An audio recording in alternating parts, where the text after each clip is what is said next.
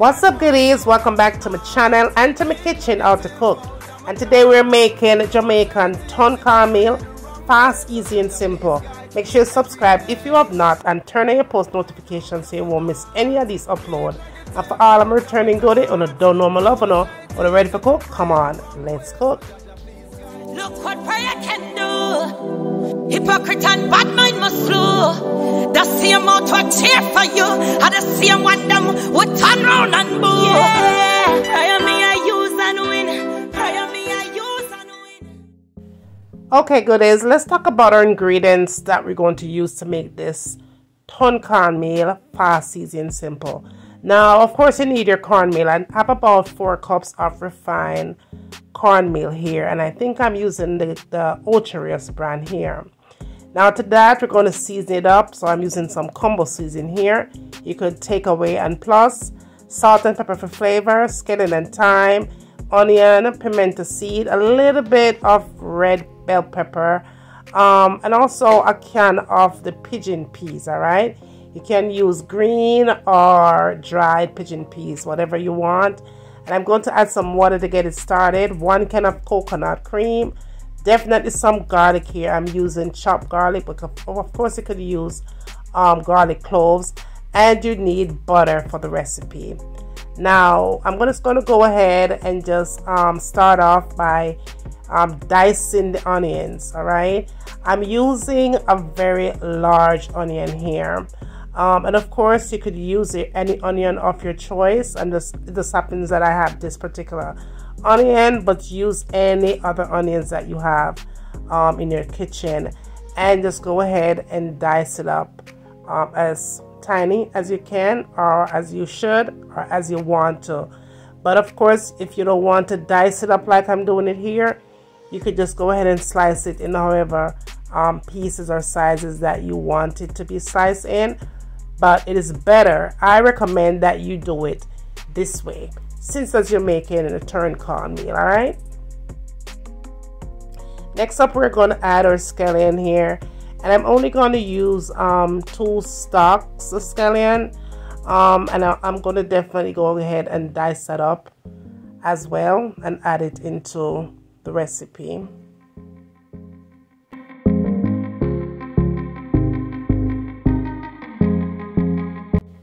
Okay, so next we're going to add our bell pepper, and I'm using red bell pepper here. I'm not using a lot of the bell pepper. I'm just going to use just a tad bit to it, just maybe a couple of pieces of the bell pepper, and I did dice it up really small, just like I did the onions.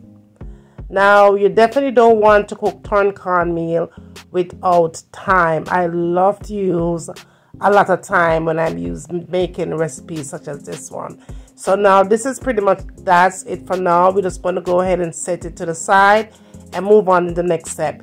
Now in my pot, I did had about 4 cups of water and the can of coconut cream. Then I added the scallion and thyme to it, the garlic and the pigeon peas and all them other things there. Now we're going to flavor it up. So I did add my outings seasoning.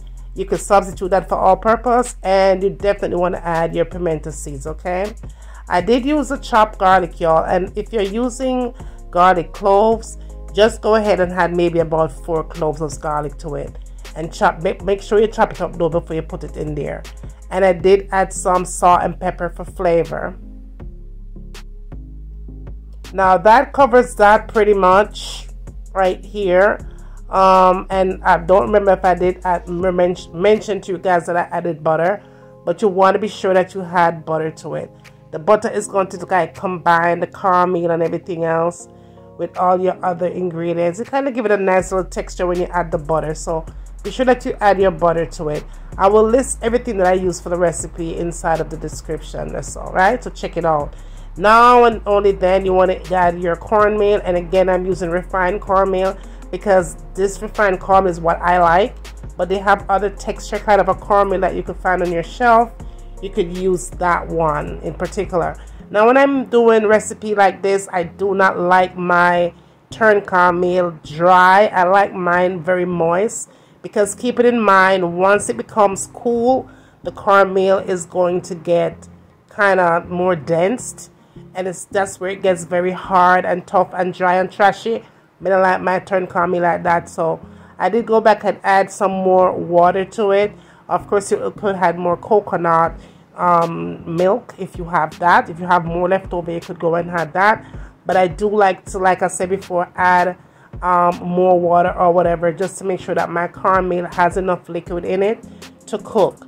Now, you want to steam this thing. You don't want it to cook too fast. So I turn my fire down from a medium heat to a low heat. So I have it between low to medium heat, and then I add a little bit more water to it. Like I said before, the cornmeal is going to expand, so it needs enough liquid to make sure that your cornmeal is cooked and you're not eating raw cornmeal and hardy and toffee and lumpy cornmeal, turn cornmeal in the kitchen. You want things to have a nice little texture to it, okay? Now I covered it up and then I allowed it to cook. I gave it about, I'll say 40 minutes on that low to medium heat, and when I was done, it was perfect. Now this is the way that I like it. Now what I did do is let it sit for another, I'll say about 30 minutes after it was done. I just allowed it to sit so it could kind of combine and hold better. But again, this is how I like mine. Very soft to the touch here.